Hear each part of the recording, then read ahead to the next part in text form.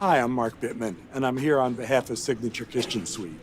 And I'm in the beautiful waterfront of San Diego because there's an amazing fish market here.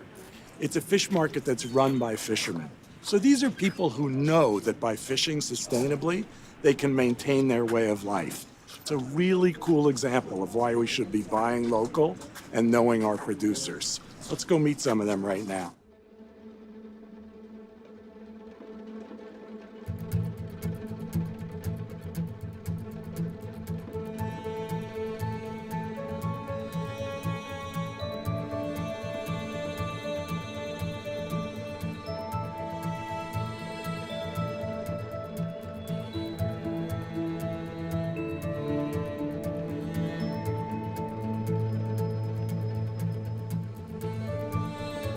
Hey, Dan. Nice to meet you. Great to meet you. Hi, So Dan happy to be here.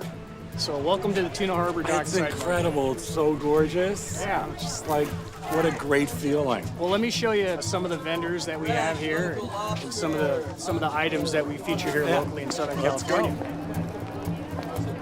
So here we have the Bigfoot's booth here, and this one is a federal fishery. Pleasure, Mark. Same here. And so this is one of our most sustainable fisheries that we have here on the coast because these gentlemen do this all with hook and line.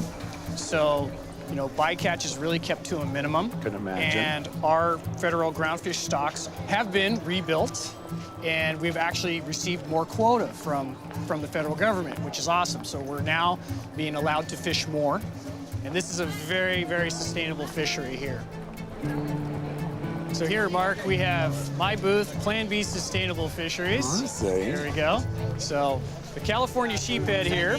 This one is a state-managed fishery, very sustainable fishery because we are subject to a size limit, we have a season, and a quota. So with all that in mind, with that management plan, it is impossible to overfish this species of fish. And you were saying actually that we want to eat these because they're eating. Yes, yes. We want to eat, and I encourage people to eat the California sheep's head because they are one of the main predators of the California spiny lobster. So by eating this sheephead here, you're doing us a service, lobster fishermen, a service by helping us keep this population under control. Okay, last but not least, this is our fish cleaning facility that we have. We offer this to the public. So they purchase their So you fish. buy down here and You bring buy down here, you this is bring it here, great. and we can have it prepared in a variety of ways. So they clean the fish, they could fillet it, they could steak it, they could gill and gut it, so you could prepare it whole. So the people could choose their fish from the booth, bring it here, have it cleaned, and go home with a fully cleaned fish. Fabulous. And then whatever isn't used or taken to be consumed is taken back out to sea by the fishermen to use as bait. So the crab and lobster fisheries, all these trap fisheries. So we recycle everything. Great resource, really great. Such a terrific market. You have a sort of interesting story, and it's largely about sustainability. So I know that it's a concern of yours to try to find fish that's well managed, that is sustainable, that is taken in the right numbers, and so on. And I'm curious about that process, and I'm curious where it's led you to now. Okay, when I started fishing, there were very little regulation in a lot of these fisheries. We'll use the California sheephead as an example.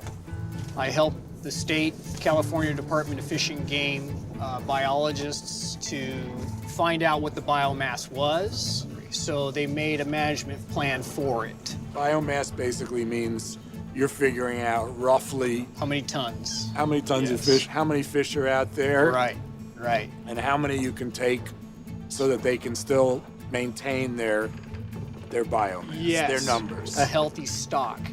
So they created a quota system. They also created the size. And so we have the size, the season, and the quota. So overfishing becomes impossible at that point. It's a great example of sustainability with the state of California. What's interesting is that you've developed this sustainable fishery. You have the right people doing it. You have this amazing market where you're selling direct to consumers. How do you educate people about what to buy? By getting these people down to the dock, get out of the supermarket, come down to the market, Meet your local fisherman. Learn about the product, the way they catch it, how they handle it, and even how to prepare it. We share everything all the way to the finished product. In a situation where people are not as open and friendly and transparent as they are at this market, which is the case for a lot of the country, what are you looking for when you're in a store or when you're talking to a fisherman? Okay, so smell being a huge factor. Does it smell? Right. Because it shouldn't. Does it have a slime over it? Is it miscolored, coloration? Is it soft or is it firm? It should be firm. Eye coloration should be clear. Those are the big factors. We've talked a lot about sheep's head. I'd like to get into a little bit about what that's like in the kitchen and what it's like to cook that.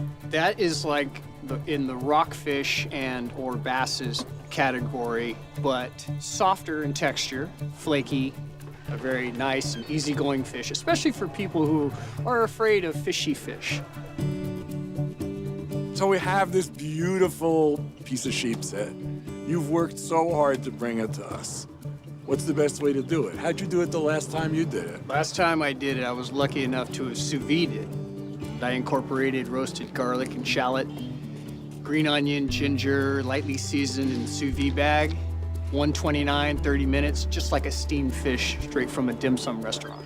That's so cool. And you know, you could do that technique with any white fillet anywhere in the country. It's gonna work great, and you can vary the seasonings, chili and lime, or butter and garlic and parsley or tarragon. Another thing that's really cool to do is you do that sous vide thing, and then 30, 60 seconds in a pan on gas stove, just with a little fat, just to crisp it up a bit, and that is a beautiful thing. Well, I want to say thanks, Dan. It was really great seeing the market and being on your boat and getting to chat with you for a while. A great day for me. Well, you're certainly welcome. Thanks for coming out. Take care.